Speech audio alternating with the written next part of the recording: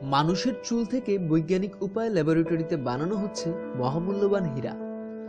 চুল থেকে কার্বন কণাকে বের করে নিয়ে তা দিয়ে হীরা তৈরি। এভাবে কৃত্রিম হীরা তৈরিতে প্রয়োজন হয় 0.5 থেকে 2 গ্রাম পর্যন্ত চুল।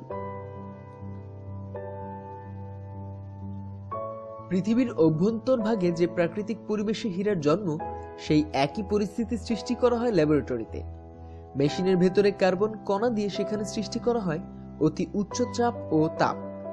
এর সঙ্গে রাসায়নিক কিছু বিক্রিয়ার মাধ্যমে চুল ও দেহবস্তু থেকে সংগৃহীত কার্বন পরিণত হয় হীরায়। এই পদ্ধতিতে হীরা তৈরির জন্য পশ্চিমা বিশ্বে অনেক কোম্পানি গড়ে উঠেছে। তারা এই ব্যবসা করে উপার্জন করছে কোটি কোটি ডলার।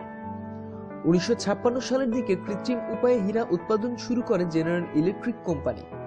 ওই সময় তারা যে হীরা উৎপাদন করে তা ছিল ক্ষুদ্র আকারের রত্ন পাথর।